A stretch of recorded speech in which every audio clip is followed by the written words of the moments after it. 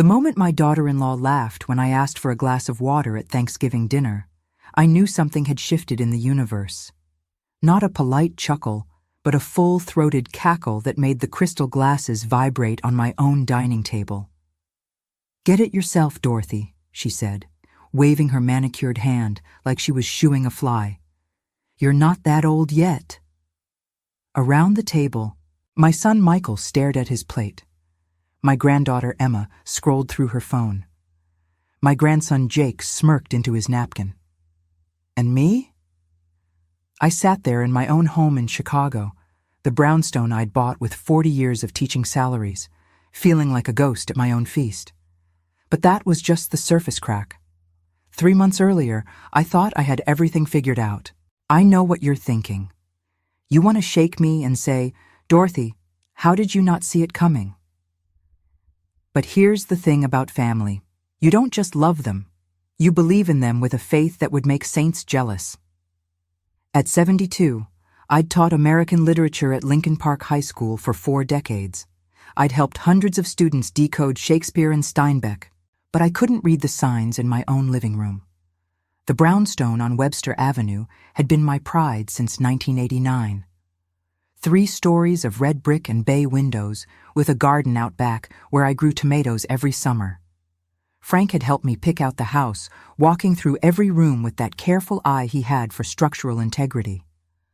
"This is it, Dot," he'd said, standing in what would become our living room. "This is where we'll grow old together." And we did, for 23 beautiful years, until his heart gave out one Tuesday morning while he was reading the newspaper. After my husband Frank died 5 years ago, the house felt too big, too quiet. The silence had a weight to it, pressing down on me from the high ceilings, echoing in the hallways where our voices used to bounce. I'd find myself talking to him anyway, telling him about my day as I made dinner for one. The neighbors probably thought I was losing it, this old woman chattering away to empty rooms. But grief is like that. It makes you do strange things just to feel less alone.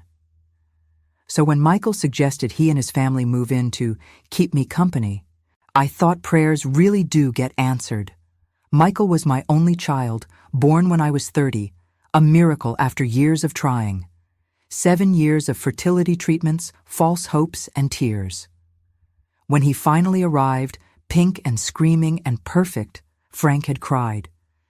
Big, tough Frank, who never shed a tear, standing in that hospital room with water streaming down his face. "We made this," he'd whispered, touching Michael's tiny hand. "We actually made this." I'd poured everything into raising him right. Every parent-teacher conference, every soccer game, every late-night talk about girls and college and the future. He'd grown into a successful financial advisor with an office downtown, married to Jennifer, a former model who never quite forgave the world for her fading career. Jennifer had been beautiful once, the kind of beautiful that opens doors and turns heads. I'd seen the old photos from her modeling days, haute couture runways in Paris, magazine spreads, that brief moment of fame. But beauty like that has a shelf life, and Jennifer had hit her expiration date around 35. The bookings slowed, then stopped. The calls from agencies became less frequent, then silent. She'd met Michael at a charity gala when she was 37, and he was a rising star in finance. I remember thinking at their wedding that she looked at him the way a drowning person looks at a life raft. Not with love exactly, with necessity. They had Emma, 17, and Jake, 15. Both kids had inherited Jennifer's looks and her sense of entitlement. Emma was Instagram perfect, with that calculated casual beauty that takes hours to achieve. Jake was handsome in that careless teenage way, all angles and attitude. But neither of them had what I'd tried to give Michael, a sense of responsibility, of gratitude, of understanding that the world didn't owe you anything. "Mom, it makes sense," Michael had said over coffee at our favorite diner on Armitage. The same diner where I'd taken him for pancakes after his first day of kindergarten, after his first heartbreak, after Frank's funeral. We had history in that cracked vinyl booth. You're getting older. The house is huge, and honestly, we're saving for Emma's college. This way, we can help each other. I remember the exact taste of that moment, the metallic bitterness of my latte mixing with something sweeter, hope maybe, or delusion. Help each other, I'd repeated, turning the words over like a promise. You really think this would work? Michael had reached across the table and taken my hand. His hands looked so much like Frank's, the same long fingers, the same solid warmth. Mom, you shouldn't be alone in that big house. What if something happens? What if you fall or have a medical emergency? We'd be there. And honestly, the market for rentals in Lincoln Park is insane right now. We're spending $4,000 a month on a place half the size of your brownstone. $4,000 a month. The number had shocked me. When had housing become so expensive? Frank and I had paid our mortgage off in 2009, a celebration dinner at Gibson's Steakhouse to mark the occasion. The idea that my son was spending that much just to live, with nothing to show for it at the end, had felt wrong. Wasteful. What about your place? I'd asked. The condo in River North? We're renting, he'd admitted, stirring his coffee with the kind of focus that meant he was uncomfortable. The down payment market is tough right now. We've been trying to save, but with the kids' activities, Jennifer's business expenses, life just keeps happening. Life keeps happening. Such a simple phrase for such a complex failure. I hadn't known then what I know now, that they weren't saving because they were spending. Designer clothes, luxury vacations, keeping up appearances in a social circle that measured worth in brand names and square footage. I don't know, honey, I'd said, feeling something like hesitation flutter in my chest. Instinct, maybe. The same instinct that had told me to check on students who seemed too quiet, to question answers that seemed too perfect. It's a big change, for all of us. Just think about it, Michael had said, squeezing my hand. No pressure. But Mom, I worry about you. Ever since Dad died, you've seemed so diminished, like you're fading. Having us there, having family around, maybe that's what you need. Diminished. Fading. The words had stung because they held a grain of truth. I had felt smaller since Frank's death, like I was taking up less space in the world. My voice had gotten quieter, my presence less certain. Was that wrong? Was grief supposed to have a time limit? Let me think about it, I'd said finally. And I had thought about it. For 3 whole days, I'd weighed the pros and cons, made lists, talked to Margaret at the library about it. She'd been skeptical. Dorothy, are you sure? Once you let them in, getting them out is much harder than you think. And Jennifer. She'd trailed off, but her expression had said everything. Everyone could see what I refused to, that Jennifer was trouble wrapped in Chanel perfume. But I'd convinced myself that Margaret was just being pessimistic, that her own difficult relationship with her daughter was coloring her judgment, that my family would be different, better, because I'd raised Michael right, hadn't I? I'd taught him values, integrity, respect. Surely that meant something. So I'd called Michael back and said yes. The metallic taste of my latte suddenly seemed sweeter. Help each other. Family helping family. What could be more American than that? The first 3 months were a honeymoon. Or maybe they were a con job, so smooth I couldn't see the seams. Jennifer redecorated the living room with tasteful grays and whites, replacing my colorful quilts and photo walls. Modern Dorothy, everything's too cluttered, she'd said, boxing up my memories like yesterday's garbage. I remember standing in the middle of my own living room, watching her take down the framed photo of Frank and me at Niagara Falls on our 10th anniversary. We'd been so young, so happy, his arm around my waist like he'd never let go. Where will this go? I'd asked, trying to keep my voice steady. Storage, Jennifer had said brightly, wrapping it in newspaper. We'll keep it safe in the basement. You can always get it if you want it. But Dorothy, these dark wood frames are so dated. We need clean lines, neutral palettes, Trust me, I have an eye for this. An eye for erasing me, more like. But I'd swallowed my objections. After all, they were doing me a favor, right? Living with an old woman, giving up their independence to keep me company. The least I could do was be flexible about decoration. Emma took over the second-floor guest room, transforming it into an Instagram-worthy space with ring lights and backdrop curtains. I'd helped her move furniture one Saturday, huffing and puffing while she directed from her phone. No, Grandma, the light needs to hit from this angle. Move the desk 3 inches left. No, your other left. I'd bitten my tongue then, too. She was young, I'd told myself. Teenagers were self-centered by nature. She'd grow out of it. But watching her arrange her room like a stage set, caring more about how it looked online than how it felt to live in, had triggered something uneasy in my teacher's instinct. This wasn't normal teenage self-involvement. This was something deeper, more hollow. Jake claimed the finished basement for his gaming setup, the one Frank and I had renovated thinking we'd host grandchildren's sleepovers. I'd imagined pillow forts and movie nights, board games and hot chocolate. Instead, it became a cave of screens and expensive equipment, the lights from his monitors casting everything in an eerie blue glow. The first time I'd gone down to see his setup, I'd been shocked by the sheer expense of it. 3 monitors, a custom-built computer that he'd explained cost over $3,000, a racing-style gaming chair that looked like it belonged in a spaceship. "Where did all this come from?" I'd asked Michael, trying to sound casual. "Jake saved up," Michael had said quickly. "Birthday money, some work he did over the summer. He's really into this gaming thing. Might even make a career of it. A career of playing video games. I taught literature for 40 years, shaped young minds, contributed to society.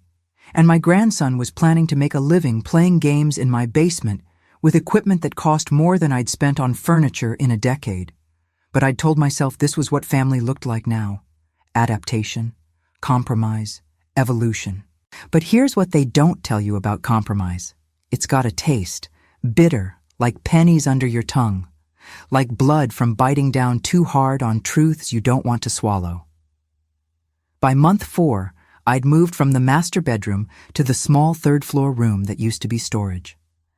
"Just temporarily, Mom," Michael had said, standing in the doorway of what had been my sanctuary for 30 years. The room where Frank and I had shared our mornings and nights, where I'd cried myself raw after his death, where I'd slowly learned to sleep alone. "Jennifer needs the bigger closet for her business inventory." I'd looked at him, really looked at him, trying to find the boy I'd raised in this stranger's face. What business? Michael? I thought her boutique was online only. "It is," he'd said, not meeting my eyes. "But she's expanding. She needs space for samples, inventory, shipping supplies. And Mom, you don't need all that space anyway. The third-floor room is cozy. You always said you liked cozy." Cozy, a real estate euphemism for too small. The third-floor room was barely bigger than a walk-in closet, with a slanted ceiling that made me duck whenever I got up from the narrow bed I'd moved up there. No attached bathroom meant navigating stairs in the middle of the night. No natural light except for one small window that looked out at the neighbor's brick wall. This was where I'd stored Christmas decorations and old tax returns. Now it was where I lived. I bit my tongue so hard, I tasted blood. The metallic flavor became familiar over those months, my constant companion every time I wanted to protest and didn't. Every time I felt invisible in my own home and smiled anyway. My friends at the library where I volunteered started noticing. "Dorothy, you look tired," Margaret said one Tuesday, her eyes full of concern that felt like pity. We were shelving returns in the biography section, the familiar smell of old books usually comforting. But that day, everything felt wrong. "Are you sleeping okay?" "Fine," I'd lied, turning away to slide a book into place. "Just busy with the family." "How is that working out?" she'd asked carefully. "Having them all in your house?" Good, I'd said automatically. It's good. Nice to have the company. Margaret had touched my arm, stopping me mid-reach for another book. Dorothy, look at me. When I'd turned, her expression was fierce. You know you can tell me the truth, right? If things aren't good, if you need help. I'm fine, I'd cut her off, pulling my arm away. Really, Margaret, everything's fine. But I wasn't tired. I was disappearing, one small concession at a time, in my own home. And the worst part was, I was letting it happen. I was complicit in my own erasure, smiling and nodding and making myself smaller so they could grow larger in the spaces I vacated. The dinner incident wasn't the first humiliation, just the loudest. There'd been smaller ones, 1,000 paper cuts that bled me slowly. Like when Jennifer accidentally threw out my mother's china, claiming she thought it was garage sale junk. I'd found the pieces in the garbage on a Wednesday morning, the delicate blue and white pattern I'd grown up with, that had survived the Depression and 2 world wars, shattered in a black trash bag. Jennifer, I'd called out, my voice shaking. Jennifer, did you throw these away? She'd come into the kitchen, coffee in hand, looking annoyed at being interrupted. What? Oh, those old dishes? Dorothy, they were chipped and dated. I thought you were getting rid of them. I was just helping clean out. They were my mother's, I'd whispered, holding a broken piece, the curve of a teacup handle. From her mother before that. They were over 100 years old. Were they valuable? Jennifer had asked, suddenly interested. Like antique valuable? They were valuable to me, I'd said, and heard how pathetic I sounded, how small. Oh, she'd sipped her coffee. Well, if they were that important, you should have told me. How was I supposed to know? You have so much stuff everywhere, Dorothy. It's impossible to tell what matters and what's just clutter. My family history was clutter. My memories were junk. And somehow, I was the one who'd failed to communicate, not she who'd thrown away things that weren't hers. Or when Jake used my late husband's study for storage of his sneaker collection, boxes stacked where Frank's books used to live. Hundreds of shoes, some still in pristine boxes, arranged like a shrine to consumerism. Frank's mahogany desk, where he'd done our taxes every year and written letters to the editor about local politics, was now buried under shoeboxes. Jake, I'd said when I'd discovered it, this was Grandpa's study, his books, his desk. Grandma, he's dead, Jake had said, not looking up from his phone. He doesn't need it anymore. And Dad said I could use it. My room is too small for my collection. Your collection. 60 pairs of sneakers, some costing $300–400 each. I'd looked it up online later, shocked by the prices. Thousands of dollars in shoes displayed where my husband's life's work had been shelved. And I'd said nothing. Just closed the door and walked away, feeling Frank's disappointment like a physical presence. Or when Emma rolled her eyes every time I tried to join a conversation, like my 72 years of life experience were an embarrassment rather than a gift.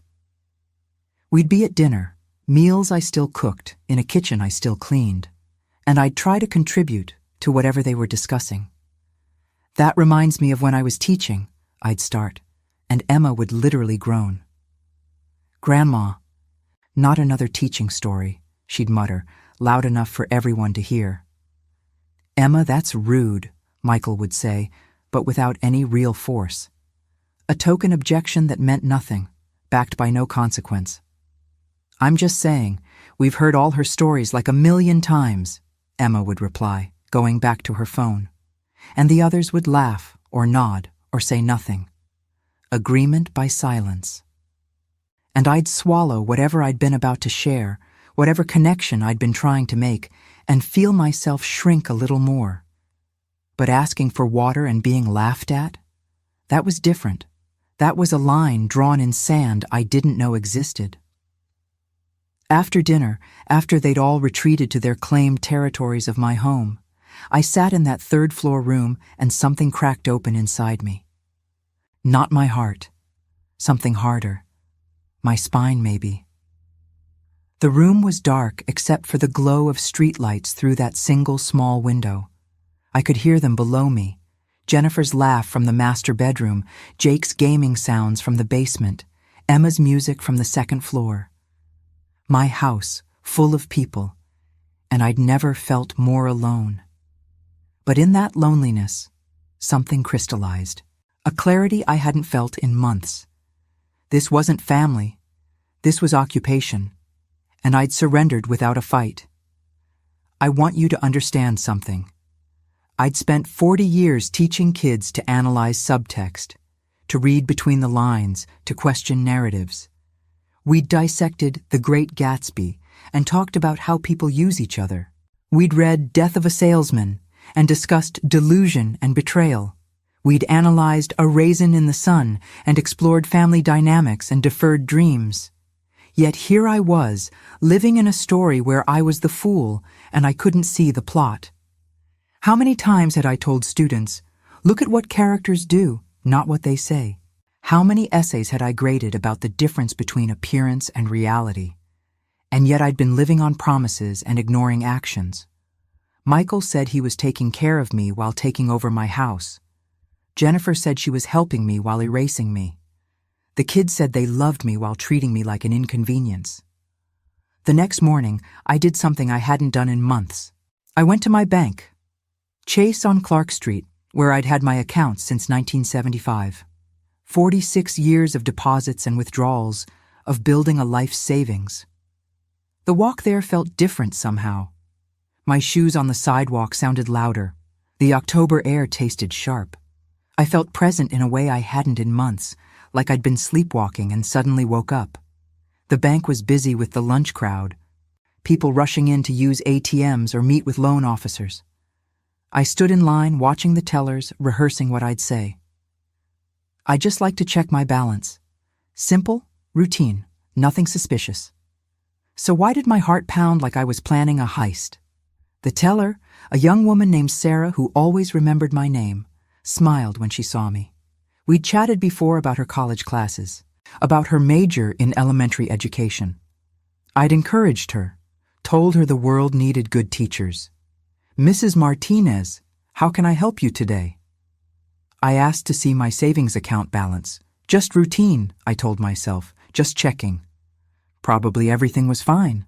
Michael was a financial advisor after all. He knew what he was doing. This was just me being paranoid, overly sensitive after last night's humiliation. Sarah's fingers clicked across her keyboard.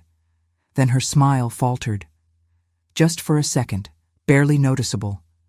But I'd spent 40 years reading students' faces, seeing the micro-expressions that revealed truth, the slight widening of eyes, the tiny downturn of lips, the hesitation before speaking.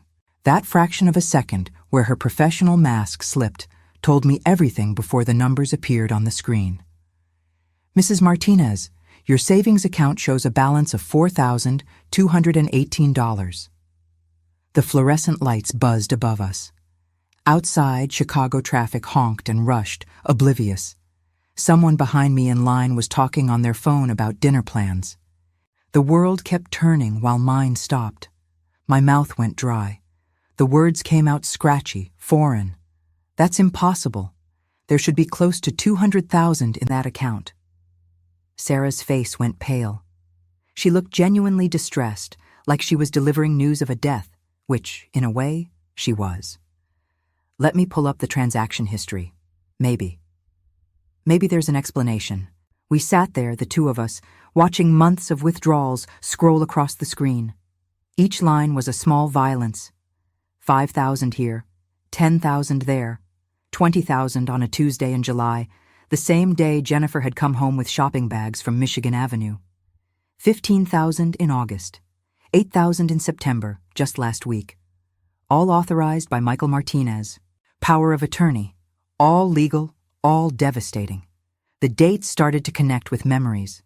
The Lexus had appeared in June, 25,000 withdrawn 2 days before. Jake's gaming setup in July. there was the 20,000. Emma's 18th birthday party in August. The catered affair at a fancy restaurant, 15,000, right there in black and white. My life savings, converted into their lifestyle upgrades. The bank's air conditioning suddenly felt arctic. I couldn't breathe. My chest constricted like someone was standing on it. The room tilted slightly, and I gripped the counter. "Mrs. Martinez, are you okay? Should I call someone?" Who would she call? My son, who'd been systematically draining my retirement. My daughter-in-law, who probably picked out furniture with my money. My granddaughter, who was wearing my future on her back in designer labels. I stood up, legs shaking, and walked out of that bank into the September sunshine, feeling like I'd been gutted, like someone had reached inside me and scooped out everything essential, leaving just a hollow shell that somehow still walked and breathed. The walk home should have taken 15 minutes. I don't know how long it actually took. I walked past my house twice without recognizing it. Everything looked the same. The red brick, the bay windows, the garden where my tomatoes were dying because I'd been too diminished to care for them. But it was all different now. This wasn't my home. It was a crime scene. When I finally climbed those familiar steps, I didn't go inside. I sat on the porch on the swing Frank had installed 20 years ago, and I made a decision. The wood was warm under me from the afternoon sun. The chains creaked gently. Somewhere down the street, kids were playing, their voices bright with innocence. And I sat there, this 72-year-old woman, and I decided to fight. I was going to become a detective, not the crying kind of victim, not the confused old lady who didn't understand modern banking. A detective, cold, calculating, and thorough. Because if Michael thought he could steal my life savings and pat me on the head while doing it, he'd underestimated who he was dealing with. He'd forgotten that I'd spent 40 years outwitting teenagers, the most manipulative creatures on earth. He'd forgotten that I'd taught critical thinking, pattern recognition, and textual analysis. He'd forgotten that I was Dorothy Martinez, and I didn't raise a thief. But apparently I had. That night, I told them I was tired and went to bed early. But I didn't sleep. I couldn't. My mind was racing, connecting dots, seeing patterns I'd been blind to. I pulled out every bank statement I could find, every document I'd signed, every piece of paper related to my finances. My third-floor room became a war room. I spread everything across the floor like a puzzle waiting to be solved. And oh, the picture it painted. Michael had been taking money for 18 months, long before they moved in. Small amounts at first, testing the waters. 500 here, 1,000 there. Amounts small enough I might not notice, might attribute to normal expenses I'd forgotten about. Then larger chunks after Frank's death, when I was too grief-stricken to pay attention. When I'd signed that power of attorney in a funeral home, surrounded by casket choices and flower arrangements, too destroyed to think clearly about legal protections. The power of attorney, signed in a grief haze of funeral planning, had been his master key, and I'd handed it to him, trusting that my son would protect me. Instead, he'd seen it as permission to rob me. I found notes in Michael's handwriting in some of the bank statements I'd kept. Small calculations in the margins. E-college fund, need 40K more. J-car payment, 8K. Vodka, 15K. My money, already spent in his projections, already allocated to their wants while I lived in a storage room. But here's what he didn't know about retired teachers. We're excellent at research. We know how to dig, how to cross-reference, how to build a case from evidence. And I had 40 years of practice grading papers, catching plagiarism, detecting lies. If students couldn't fool me, my son certainly couldn't. The next morning, I played my part perfectly. Sweet, confused Dorothy. I made breakfast, scrambled eggs and turkey bacon, just like they liked. I asked about everyone's day, smiled when Jennifer complained about the price of organic coffee. $8 a pound, she'd said, stirring her cup with distaste. Everything's gotten so expensive. She'd said this in my kitchen, drinking coffee bought with my stolen money, wearing a Tory birch tunic that cost what I used to spend on groceries for a month. and I smiled and nodded and said, "Times are tough all over." Inside, I was taking notes, mental tallies. Jennifer's new Lexus in the driveway, purchased 3 months ago, silver with tan leather interior, probably $40,000. Jake's latest PlayStation and gaming computer, top of the line, probably $5,000 for the computer alone, another $500 for the gaming chair. God knows how much for all those monitors and accessories. Emma's designer handbag collection lined up in what used to be my craft room. I'd counted them one day. 15 bags, Louis Vuitton, Gucci, Prada. Thousands of dollars hanging on hooks where I used to store my quilting supplies. My money, wearing different faces, staring back at me. "Mom, you seem distracted," Michael said over his egg white omelet. He'd become health conscious lately, ever since joining that expensive gym downtown. Another monthly expense I was probably funding without knowing it. I smiled. The same smile I'd given difficult students who thought they could lie their way out of failing grades. "Just thinking about my book club discussion today. We're doing The Great Gatsby." He nodded, already back to his phone. Did he even remember that I'd taught Gatsby for 37 years? That I could recite whole passages about the carelessness of the rich, about people who smashed things up and retreated back into their money? That the book was essentially about users and the used, about people who took and took until there was nothing left? The irony was so thick I could have taught a unit on it. I started documenting everything. My phone became my weapon. Time-stamped photos of purchases. The Lexus, photographed from multiple angles with date stamps. Jake's basement setup, documented in detail. Emma's closet, full of clothes with tags still on. I took pictures of receipts I found in the trash, screenshots of social media posts where Jennifer tagged luxury items. "Treating myself," one post read, showing a new Burberry coat. "Self-care Sunday," another proclaimed, featuring a spa day at some fancy place in Gold Coast. Self-care funded by elder abuse. I wondered if her Instagram followers knew that. I recorded conversations where Michael assured me my finances were fine while I sat on a balance that wouldn't cover a year's groceries. My phone, tucked in my cardigan pocket, caught everything. His confident tone, his patronizing explanations, his assurances that I shouldn't worry my pretty little head about money matters. Pretty little head. Like I was a child. Like I hadn't managed a household budget for 40 years. Put a son through college, paid off a mortgage, built a retirement fund. I learned about financial elder abuse, discovered I was part of a statistic I'd never wanted to join. Studies showed 1 in 3 seniors experiences some form of mistreatment. Financial exploitation was the most common form, often perpetrated by family members. Adult children were the most frequent abusers, followed by grandchildren and spouses. The average victim lost over $100,000. Many never recovered financially. Most never reported it, too ashamed or too afraid of destroying family relationships. I'd become a data point, a cautionary tale, an example in some social worker's presentation. But I wasn't just going to be a victim. I was going to be a case study in revenge. Because here's what my 40 years of teaching literature taught me. Every good story needs a reversal, the moment where the downtrodden rise up, where the fool reveals wisdom, where the victim becomes the victor. And this story was about to flip. I went to see a lawyer, not just any lawyer, but Patricia Chen, a family law specialist in the Loop who'd been a student of mine 20 years ago. I'd looked her up online, read reviews, checked her credentials. She specialized in elder law and family disputes. Perfect. Her office was in one of those glass towers that made me dizzy to look up at. The lobby had marble floors and a waterfall wall. The receptionist looked like she'd stepped out of a fashion magazine. This was going to cost money I didn't have, but I didn't care. Some things were worth going into debt for. "Mrs. Martinez?" Patricia stood when I entered her office, genuine warmth in her eyes. She'd aged well.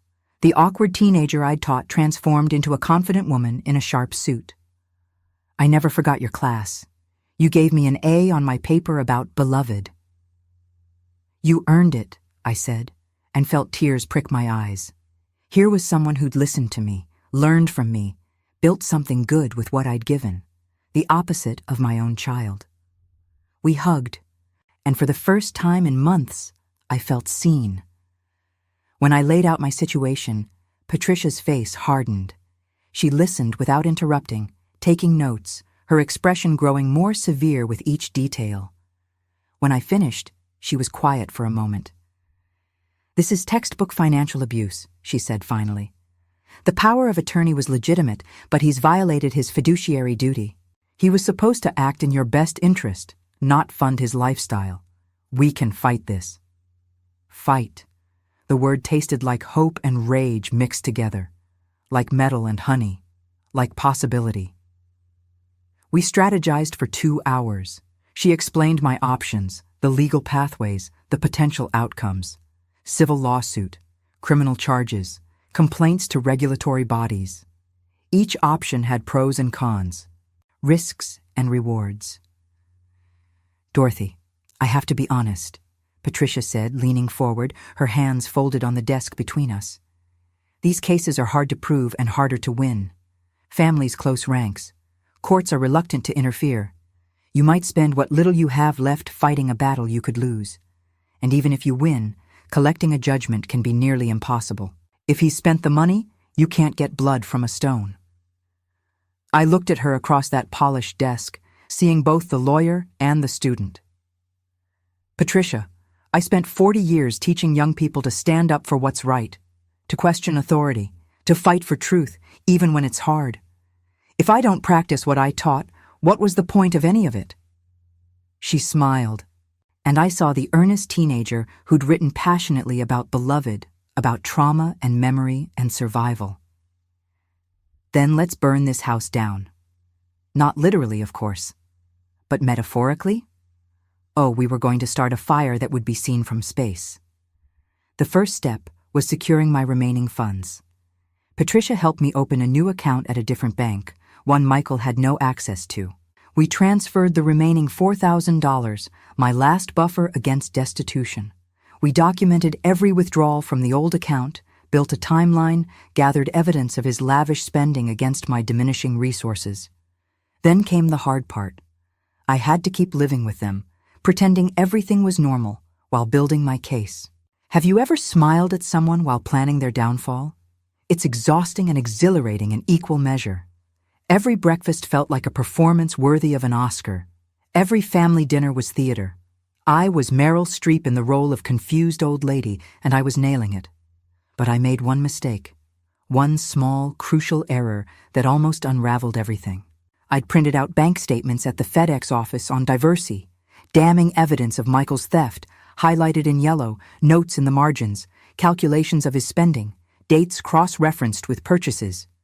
I thought I'd hidden them in my room, tucked inside an old cookbook on my shelf, the joy of cooking that had been my mother's. But Jennifer, in one of her helpful moods, decided to organize my things. I came home from the library to find her in my room, my tiny third-floor room that was supposed to be my sanctuary, dusting shelves and rearranging books. "Just tidying up," she said brightly. "Dorothy, you have so much dust up here. When's the last time you cleaned?" She was holding my cookbook. The papers were visible, creased from being shoved back quickly. She knew I knew. Our eyes met, and in that moment, we both dropped our masks. I saw calculation in her expression. She saw determination in mine. "Dorothy, what's this?" She asked it casually, but her hand was trembling slightly. My heart stopped. All my careful planning, potentially destroyed because I'd underestimated Jennifer's nosiness. "Those are just old statements," I said, my voice steady despite the terror flooding my veins. I was trying to understand my finances. She didn't believe me. I could see her mind working, calculating, deciding whether to alert Michael. Her eyes scanned the visible papers, seeing the highlighted withdrawals, the angry notes I'd made. "You know, Dorothy," she said slowly, setting the cookbook down, "you really should let Michael handle this stuff. All these numbers, it's confusing for someone your age. You might make mistakes, get worried over nothing. There it was, the gaslighting, so smooth it almost sounded like concern. Someone your age, like 72 meant incompetent, like I hadn't managed money longer than she'd been alive. "You're right," I said, taking the cookbook back, handling it carefully. "I don't know what I was thinking. It all seems so complicated." I watched relief flood her features. She thought she'd won. She thought I was still the helpless old woman they'd been exploiting, easily confused and redirected. Exactly. Michael's the expert. That's why we're so lucky to have him. Lucky. I was so lucky to have a son stealing my retirement. That night, she must have told Michael, because he came to my room with tea and sympathy. Earl Grey, my favorite, in the china cup I'd managed to save from her purge.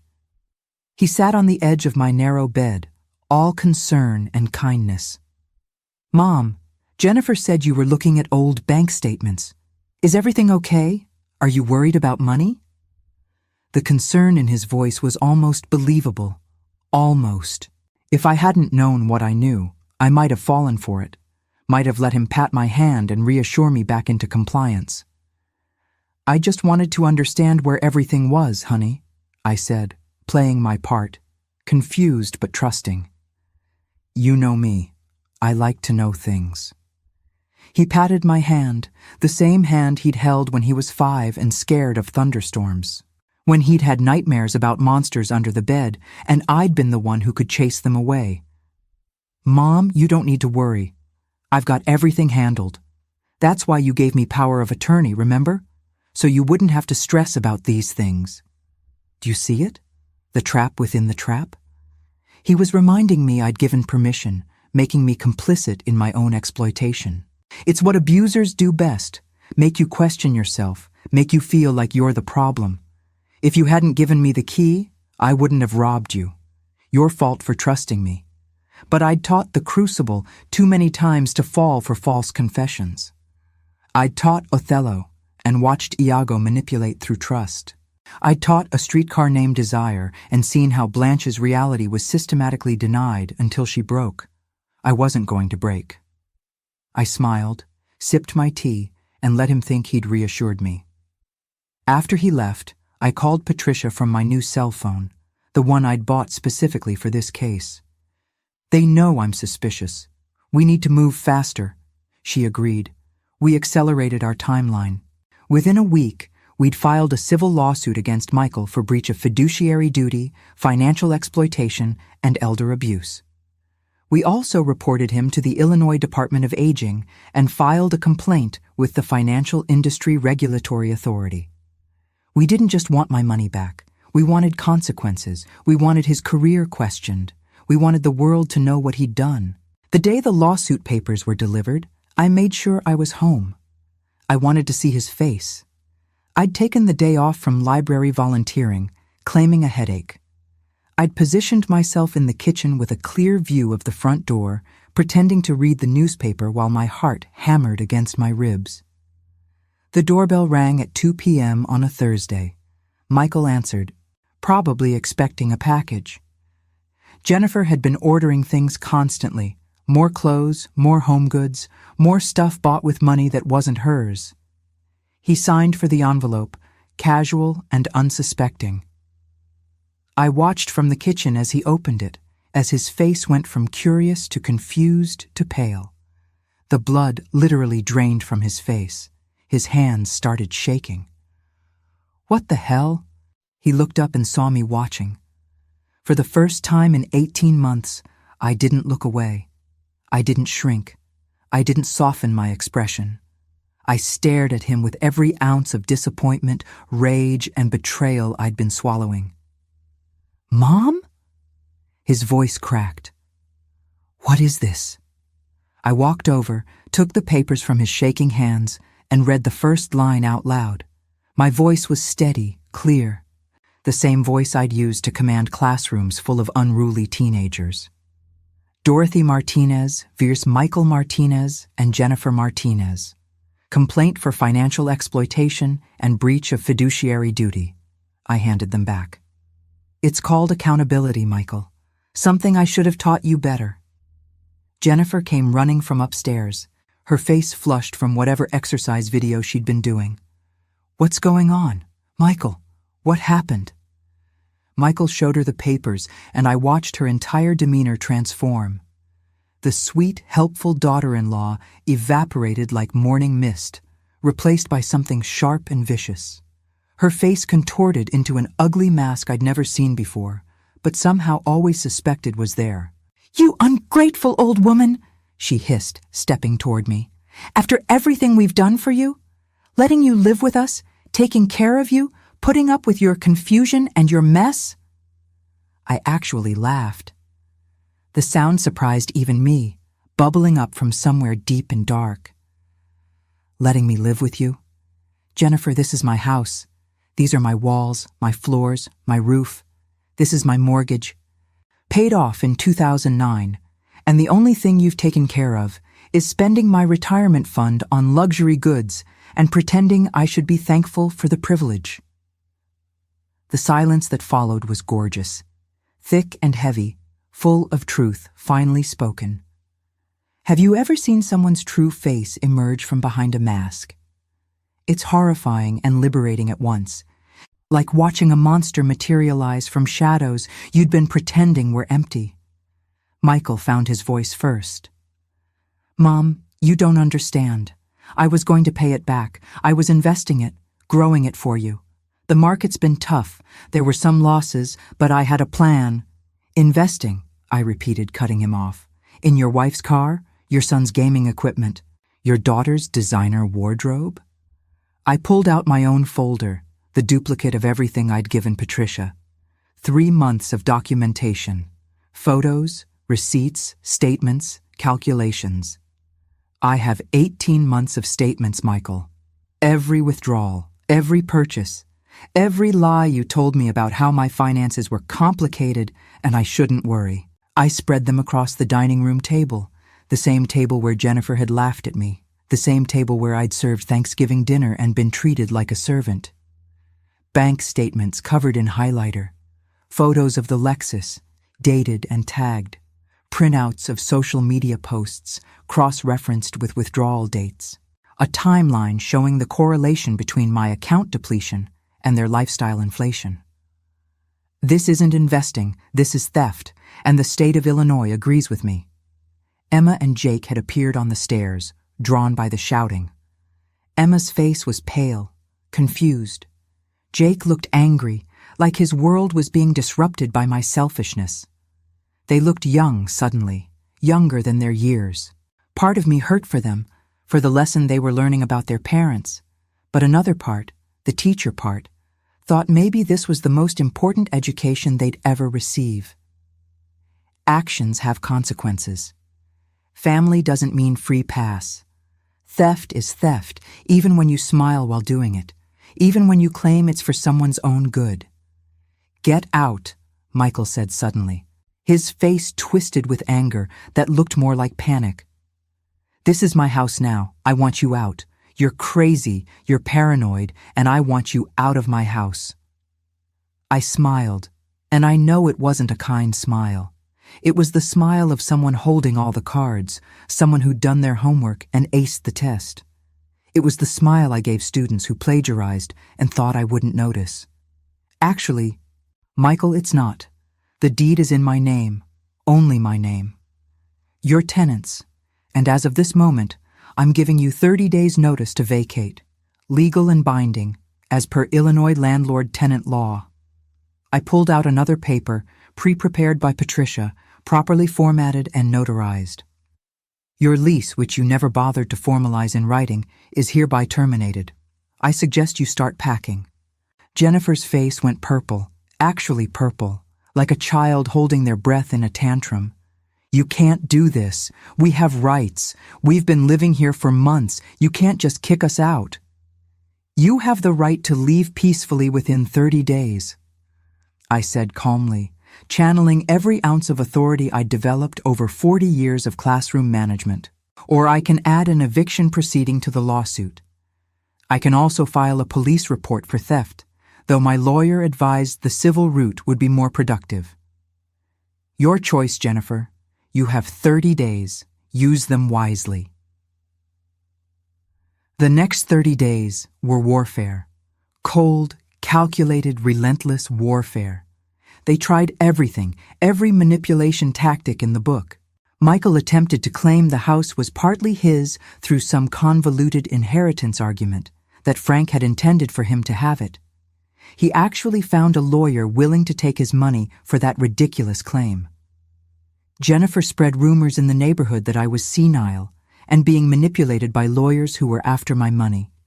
She told anyone who would listen that I was confused, that I'd given them permission for everything, that this was elder confusion and family tragedy. They convinced Emma to write me a tearful letter about how I was destroying the family, breaking up her home, ruining her life. The letter arrived on expensive stationery, Emma's looping handwriting filling 2 pages. Grandma, how can you do this to us? Don't you love us? Don't you care that you're tearing our family apart? Dad made some mistakes, but this is too much. You're being cruel. Mom says you're not yourself anymore. Please, Grandma. Please, stop this. But I'd spent 40 years dealing with teenage manipulation tactics. I'd seen every version of "it's not fair" and "you're ruining my life" and "this is so mean." I knew every trick in the book because I'd taught the book, assigned the book, graded essays about the book. Patricia was brilliant. She moved for an emergency restraining order on my accounts, freezing Michael's power of attorney immediately. Within 48 hours, he couldn't touch a penny. She also filed for an expedited court date, arguing that given my age and the severity of the financial abuse, delay would cause irreparable harm. We got a court date set within 60 days, expedited because of my age and the nature of the abuse. In the meantime, I documented every threatening text, every nasty comment, every attempt at intimidation. They were building my case for me, gift-wrapping their own downfall with every angry outburst. Michael sent text messages at all hours. "Mom, please, you're destroying me, my reputation, my career, everything. Please drop this. I'll pay you back, I swear. Just give me time." Jennifer left voicemails that started sweet and ended venomous. "Dorothy, let's talk about this like adults. We can work something out. Don't let lawyers ruin our family." "You know what? Forget it. You're a bitter old woman who can't stand to see other people happy. This is revenge because your life is over and ours is just beginning." Every message, screenshot and saved. Every conversation, recorded. They were so focused on manipulation they didn't realize they were creating evidence. The neighborhood watched the whole thing unfold like a soap opera. Mrs. Chen from across the street brought me egg rolls and asked pointed questions about what's really going on. Tom from next door offered to install security cameras. "Dorothy, I always knew something was off about that family," he said, mounting cameras to cover my front and back doors. "The way they looked at you, the way they talked about you when you weren't around. I should have said something." "You're saying something now," I told him. "That's what matters." Margaret from the library brought me casseroles and moral support. She also brought news. "Dorothy, Jennifer's been telling people you're having memory problems, that you're confused about money and paranoid about the family. I wanted you to know, so you're prepared." Had it been that obvious? Had everyone seen what I'd refused to? The signs had been there all along. I'd just been too invested in the fantasy of family to see the reality of betrayal. Moving day arrived with the kind of crisp October morning that makes Chicago beautiful. The air smelled like dying leaves and possibility. The sky was that brilliant blue you only get in fall, sharp and clear. I'd hired movers to ensure everything went smoothly, witnesses to prevent any accidents to my property. 3 large men from a moving company Patricia recommended, all business and efficiency. I watched from the porch as they loaded Jennifer's belongings into a moving truck, the modern furniture she'd bought with my money, the Lexus, probably to be repossessed soon given their financial situation. The designer wardrobe, the expensive kitchen gadgets, the life they'd built on my foundation, literally and figuratively. Emma cried as she packed her room, dramatic sobs that echoed through the house. Part performance, part genuine grief. 17 is too young to understand complexity, to see beyond the immediate loss to the larger lesson. Jake was angry, slamming things around, punching walls hard enough to leave dents I'd have to repair. He looked at me with pure hatred. I let him. Hate was easier than shame, and shame was what he'd feel eventually when he was old enough to understand what his father had done. Michael came out last, carrying a box of his office supplies. His shoulders were slumped, defeated. He looked smaller somehow, diminished by consequences. He stopped when he saw me sitting on the porch swing, wrapped in the quilt I'd brought back out of storage, and for a moment, I saw my little boy again. The one who'd brought me dandelions and called them flowers. The one who'd cried when his goldfish died and made me promise we'd give it a proper funeral in the backyard. The one who'd hugged me so tight on his first day of school and whispered, "Don't leave me." The one I'd loved more than breathing. "Mom," he said, and his voice broke. "I'm sorry. I really am. We needed the money, the pressure, the debt, Jennifer's expectations, keeping up with everyone in our circle. I didn't know what else to do. I wanted to comfort him. Every maternal instinct I developed over 43 years of motherhood screamed at me to forgive, to fold him into my arms and make it better. To say it was okay, we'd figure it out. Family forgives. That's what mothers do, right? We love unconditionally. We sacrifice. We put our children's needs above our own, even when those needs are really just wants disguised as emergencies. But I'd learned something crucial in the past months. Something that went against every maternal instinct but rang with the truth I'd taught in classrooms for decades. Sometimes love means consequences. Sometimes the kindest thing you can do is let someone face the results of their choices. Sometimes saving someone means letting them fall. "Michael, I believe you're sorry you got caught," I said quietly, each word carefully chosen. "But if you were really sorry, you would have stopped. You would have talked to me. You would have asked for help legitimately. You would have done literally anything other than steal from your elderly mother for 18 months while pretending to care for her, while making her live in a storage room and treating her like garbage at her own table." He opened his mouth, closed it, opened it again. No words came out. What could he say? I'd summarized the truth, and truth doesn't have a good rebuttal. Finally, he just walked to the truck, shoulders shaking. Crying, maybe. I didn't look too closely. I couldn't. If I saw tears, I might weaken.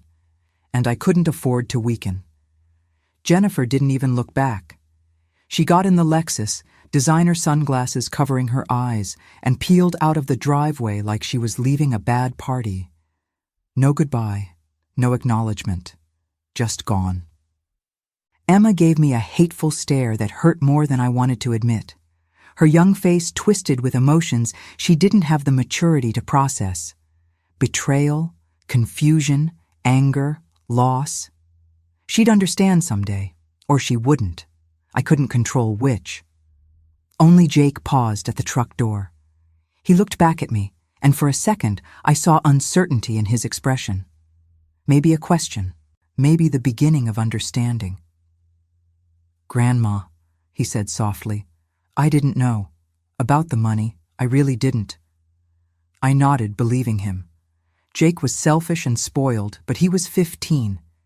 He hadn't known his gaming setup was bought with stolen retirement funds. He'd just seen a generous father and hadn't asked questions. "I believe you, Jake, and maybe this will teach you something about integrity, about earning instead of taking, about being the kind of man your grandfather was instead of the kind your father became." He climbed into the truck and they drove away, out of my driveway, out of my house, out of my daily life.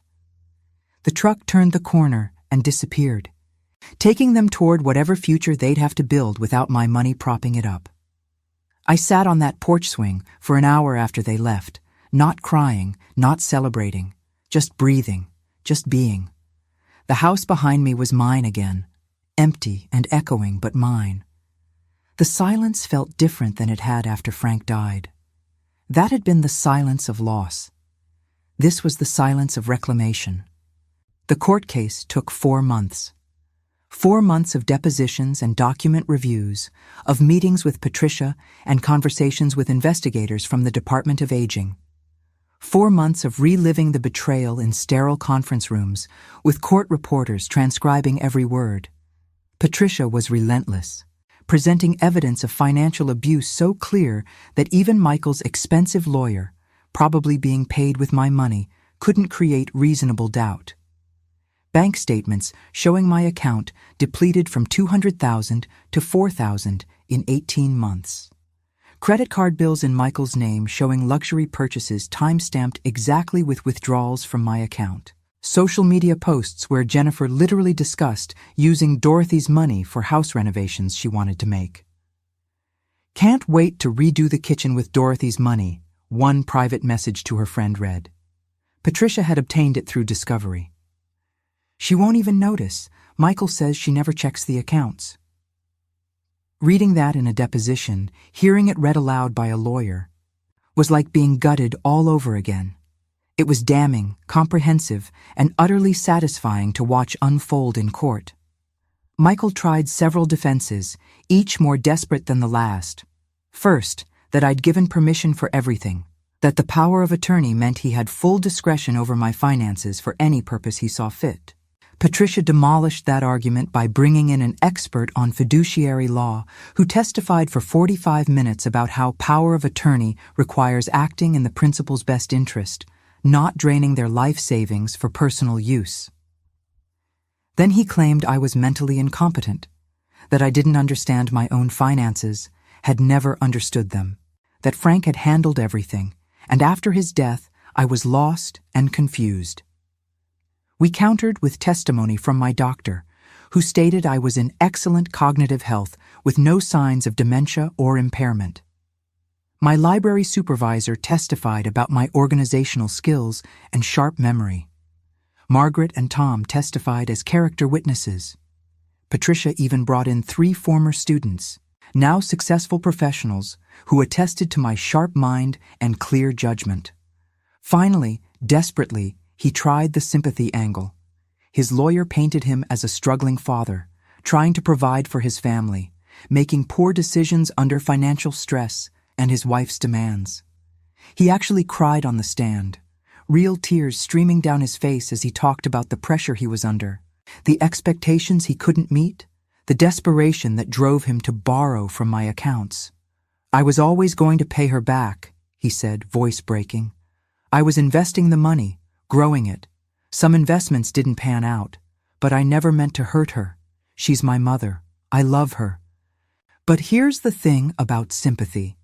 It evaporates when you're testifying next to a 72-year-old retired teacher who'd been reduced to living in a storage room of her own home, while her son drove a luxury car and her grandson played with thousands of dollars of equipment in the basement. The jury, 8 women and 4 men, ranging in age from 30 to 68, deliberated for 3 hours. 3 hours during which I sat in the courthouse hallway with Patricia, drinking bad coffee from a vending machine and trying not to throw up from nerves. "Whatever happens," Patricia said, "you did the right thing. You fought back. That matters." When they came back, the forewoman, a woman in her 50s who'd reminded me of myself, read the verdict in a steady voice that felt like music. "We find in favor of the plaintiff, Dorothy Martinez, on all counts. We award full restitution of $195,782 plus attorney fees, court costs, and punitive damages in the amount of $50,000 for intentional infliction of emotional distress." I didn't cry. I didn't cheer. I sat there feeling something I hadn't felt in 2 years. Vindicated, seen, believed. But the legal victory was just one piece. The financial industry complaint resulted in Michael losing his licenses, effectively ending his career as a financial advisor. FINRA published its findings. Word spread in his professional circles. Who wants their money managed by someone who stole from his own mother? Who could trust a financial advisor who couldn't manage his own finances, who exploited the person who trusted him most? The social consequences were equally devastating for Jennifer. Her boutique folded when her wealthy friends discovered how she'd funded it. Nobody wanted to buy clothes from someone who'd stolen from an elderly woman. The Lexus was repossessed, towed away on a Tuesday afternoon, according to Emma's later account. They had to move from their rental in Lincoln Park to a small apartment in a less desirable neighborhood.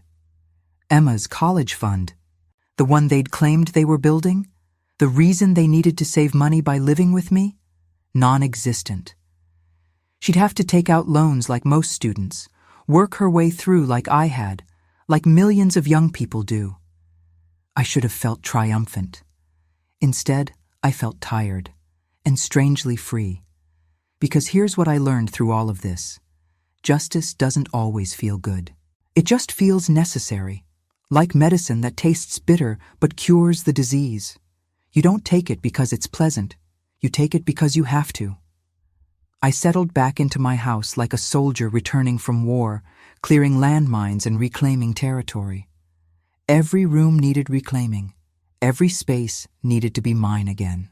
I repainted the living room in the warm yellows and deep reds I loved, colors Jennifer had called garish and outdated. I brought back my photos, Frank and me at Niagara Falls, Michael's baby pictures, my parents' wedding portrait. I brought back my quilts, the ones my grandmother had made, the ones Jennifer had called old lady junk. I hung them on the walls like the art they were. Margaret helped me shop for new furniture to replace what Jennifer had taken or ruined. We spent a glorious Saturday at furniture stores, picking out pieces I actually liked, not what was modern or trendy. A comfortable couch in burgundy, a wing chair in gold, side tables with character and history, found at antique shops instead of IKEA. Tom installed flower boxes under the windows, helping me plant chrysanthemums in fall colors. Next spring, he said, we'll put in tulips. Your house is going to be beautiful again, Dorothy, like it was before. Before. Such a loaded word. Before the invasion, before the theft, before I learned my son was capable of betrayal. Slowly, the house stopped feeling like a battlefield and started feeling like home. Not the same home it had been. You can't go back to innocence once you know better. But a new home, a wiser one, a safer one. I went back to volunteering at the library, but with new purpose. I started a senior financial literacy program, teaching older adults how to protect themselves from exploitation, how to recognize warning signs, how to maintain control of their assets, how to set up safeguards, when to say no, even to family, especially to family. The classes filled up immediately, 20 people the first session, held in the library's community room on Thursday evenings, 30 the next month. By the third month, we had a waiting list. Apparently my story wasn't unique. Apparently, I was just one of thousands of seniors being quietly robbed by the people they trusted most. One woman, Barbara, came up after the third session with tears in her eyes. She was 75, widowed like me, with 2 adult sons. My daughter's been asking me to add her to my accounts, she whispered, clutching the handouts I'd prepared. She says it's for convenience, in case something happens to me. Your story made me realize I don't have to, that I can love her and still protect myself. Exactly, I told her, squeezing her hand. Love doesn't mean blind trust. Healthy relationships have boundaries. If she loves you, she'll understand your need for security. If she doesn't understand, that tells you something important. That moment, right there, made everything worth it. The legal fees, the emotional turmoil, the loss of my son and his family, the months of stress and fear. If my pain could prevent Barbara's, then it meant something.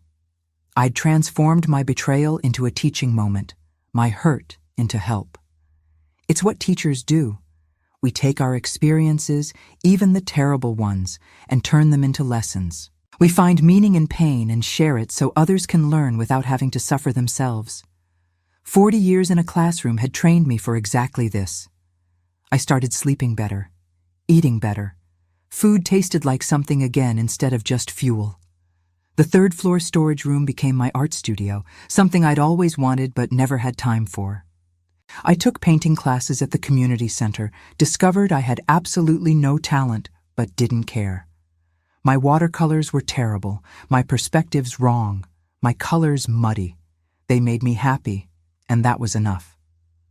I traveled to New York to see Broadway shows, something Frank and I had always talked about doing but never made time for. I saw Hamilton and cried. I saw Wicked and laughed. I stayed in a hotel where someone else made the bed and I didn't feel guilty about it.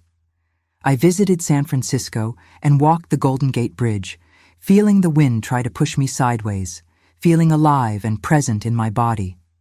I went to wine country in Napa and did a tasting tour, discovering I liked Pinot Noir and hated Chardonnay.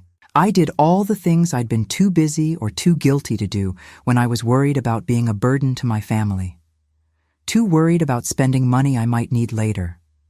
Too focused on being small and careful and not too much trouble.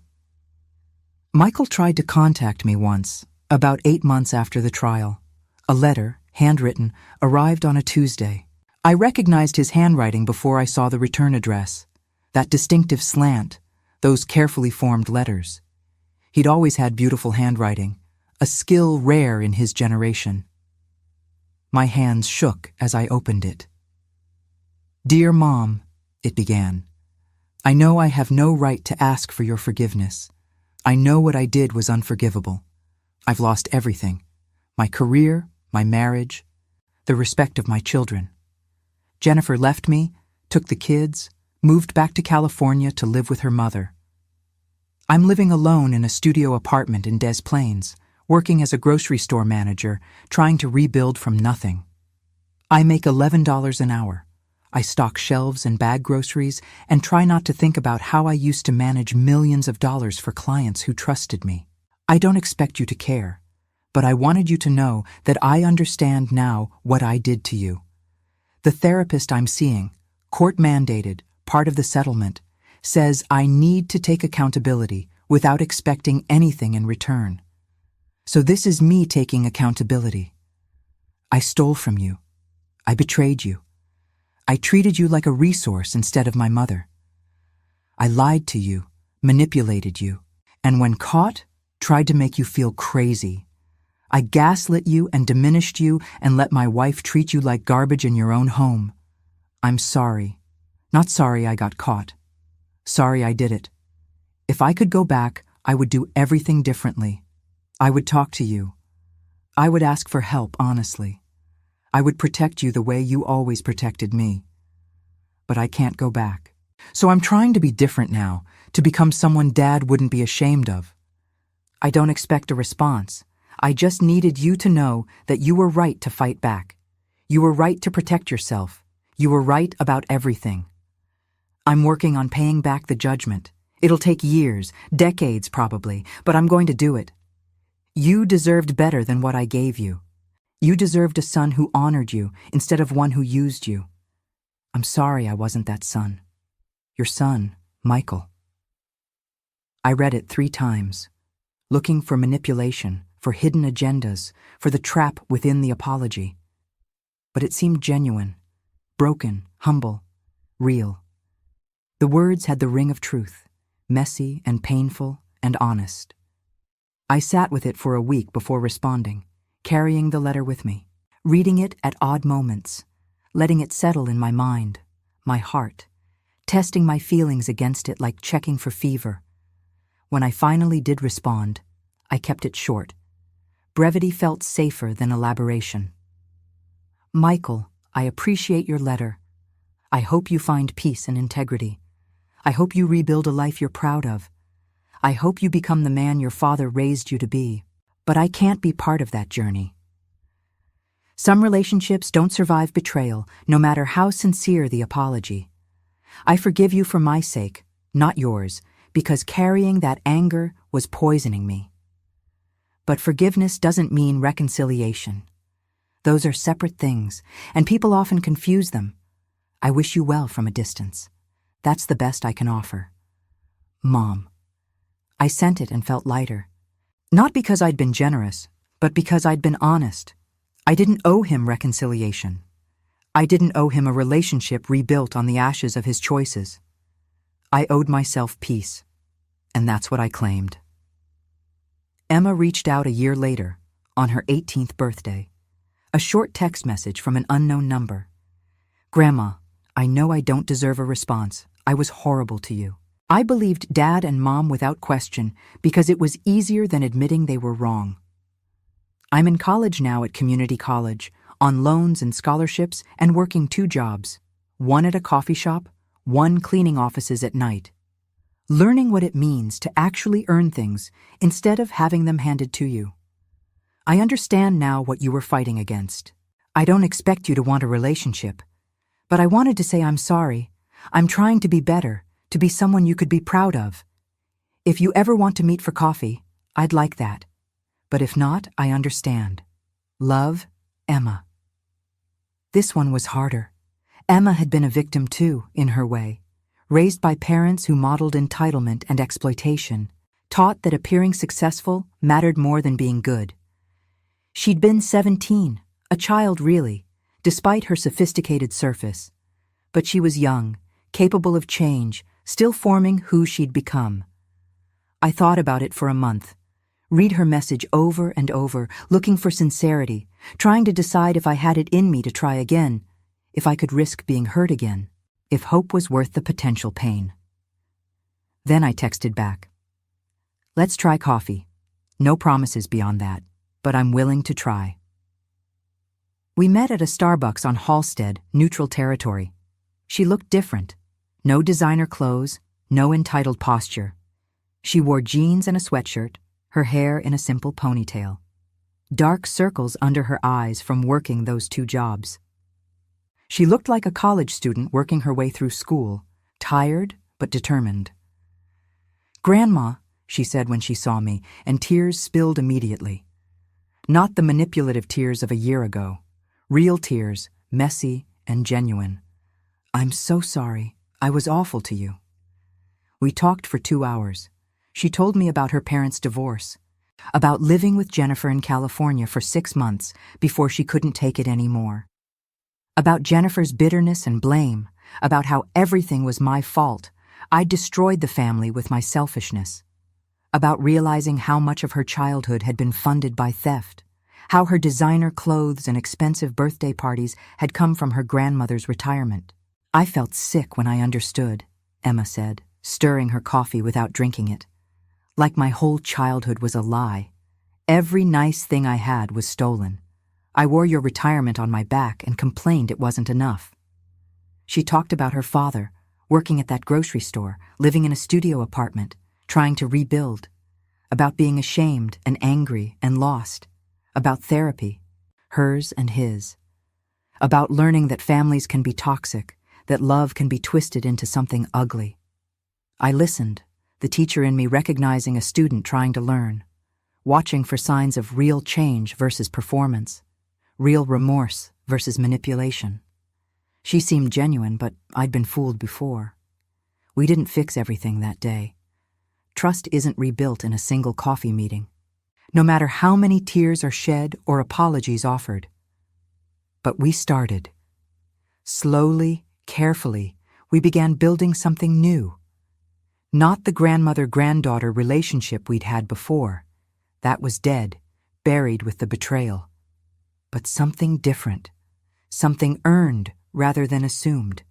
Something based on honesty instead of obligation. She comes to visit once a month now, helps me with my computer when I'm frustrated with technology, tells me about her classes. She's studying social work, wants to help families in crisis. The irony isn't lost on either of us. We're careful with each other, like people handling something fragile. Maybe one day it'll be strong, maybe not. But it's honest, and that's more than we had before. Jake never reached out. I hear through Emma that he's still angry, still blaming me for destroying the family. He lives with Jennifer in California, working at a surf shop, drifting. No college, no plans, no direction. Maybe one day he'll understand. Maybe he won't. I've made peace with both possibilities, because here's what I finally learned. What I wish I'd known at the beginning of this story. You can't make people see what they're not ready to see.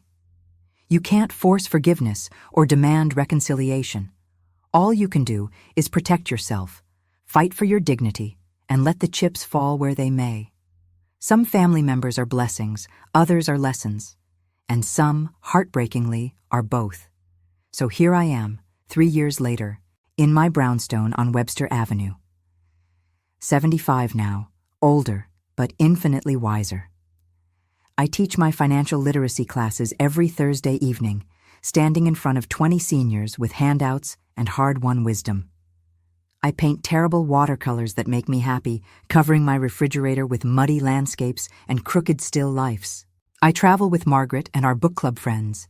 Next month, we're going to Ireland. Always wanted to see the cliffs of Moher. I spend my money on theater tickets and good wine and donations to causes I believe in. Organizations that fight elder abuse. Scholarships for students pursuing teaching careers. The food bank where Frank used to volunteer. I date occasionally, which shocks Emma but delights me. Nothing serious, just dinner and movies with a retired history teacher named Paul, who makes me laugh and doesn't want to move into my house. The idea that I could have romance at 75, that I could still be seen as a woman instead of just a grandmother, feels radical and right. I rebuilt my savings account back to a comfortable level. The judgment money came in slowly. Michael pays $100 a month faithfully. At that rate, it'll take decades to repay everything. But I have enough from the punitive damages and what he's paid so far. Enough to feel secure. Enough to stop being afraid. I have a will now, ironclad and clear, drafted by Patricia and reviewed by 2 other lawyers. Most of it goes to charity, to organizations that fight elder abuse, to scholarships for teaching students. A small amount is set aside for Emma's future, held in trust until she's 30, managed by Patricia. Enough to help, but not enough to corrupt. Enough to show I believe in her redemption without making it easy. Nothing for Jake or Michael. Not out of spite, but out of reality. They made their choices. I made mine. Maybe someday they'll understand. Maybe they won't. Either way, my peace doesn't depend on their understanding. Let me talk to you seriously for a moment about what I learned. Financial elder abuse is rampant, affecting an estimated 1 in 10 seniors, with only 1 in 14 cases reported. The numbers are staggering. $5 billion stolen from seniors every year in America alone. And those are just the reported cases. Most victims never report. Why? Shame, fear, love for the abusers, belief that family problems should stay private. It happens because we're taught to trust family, to believe blood is thicker than water, to forgive without boundaries. We're taught that good parents sacrifice for children, that love means putting others first. We're taught that family loyalty is sacred, that airing family problems publicly is shameful. All of those teachings become weapons in the hands of abusers. But trust without verification is just naivety. Here's what you need to know. What I wish I'd known. Never give someone full power of attorney without safeguards. Use a durable power of attorney that requires oversight. Or better yet, name 2 people who have to agree on major decisions. Better still, use limited powers of attorney that specify exactly what decisions can be made. Medical power of attorney and financial power of attorney should be separate. And financial power of attorney should never mean unlimited access to spend for personal gain. Check your bank statements regularly, every month, and question anything unusual. Don't let anyone make you feel stupid or confused for wanting to understand your own finances. That's not love, that's control. If someone gets angry or defensive when you ask questions about your own money, that's a red flag the size of Texas. Set up alerts on your accounts for large withdrawals. Tell your bank you want to be contacted for any transaction over a certain amount. Most banks offer these services for free. Use them. I didn't know this was an option. Now I have alerts set for any transaction over $500. If someone pressures you to sign documents quickly, don't. Take time. Have a lawyer review everything. If they get angry about your caution, that's your red flag right there. Legitimate help doesn't require speed or secrecy. Legitimate help welcomes scrutiny. Maintain relationships outside your family who can serve as objective observers. My library friends saw things I couldn't see because they weren't invested in the fantasy of perfect family. They loved me enough to tell me hard truths. Cultivate friendships with people who will be honest with you, even when it's uncomfortable. Trust your gut. If something feels wrong, it probably is. Don't gaslight yourself into believing you're paranoid or ungrateful. Your instincts are survival mechanisms honed over decades. Listen to them. I ignored my gut for months, talking myself out of discomfort. Never again. And if you discover you're being exploited, know that speaking up isn't betrayal. Silence protects abusers, not families. Real family doesn't require you to be a victim. Real love doesn't demand you destroy yourself to keep peace. Report it. Fight it. Protect yourself without apology. The shame belongs to the person who stole, not to you for trusting them. You didn't cause this by being trusting. They caused this by being untrustworthy. That distinction matters. Boundaries aren't cruelty. Consequences aren't revenge. They're necessary components of healthy relationships. If someone can't accept your boundaries, that tells you everything you need to know about their intentions. If setting a boundary ends a relationship, the relationship was probably already broken. And if fighting back costs you relationships, maybe those relationships were already gone. You just couldn't see it yet. I lost my son, my daughter-in-law, my grandson. But I gained something more valuable. Myself, my dignity, my security, my peace. Financial abuse thrives on silence, shame, and the belief that family loyalty means accepting mistreatment. Break the silence. Reject the shame. Redefine loyalty as mutual respect, not blind obedience. Your money is your security, your independence, your choices. Protecting it isn't selfish. It's survival.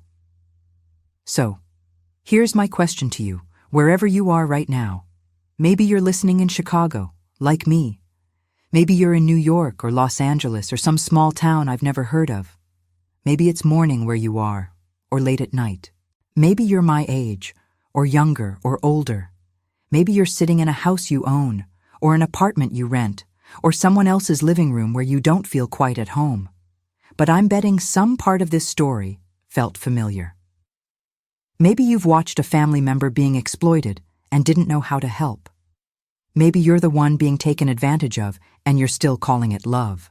Maybe you're the Emma in your family, just starting to wake up to uncomfortable truths. Maybe you're the Michael, and hearing my story made you feel something you don't want to name. Whatever your role in this story, I want you to think about this.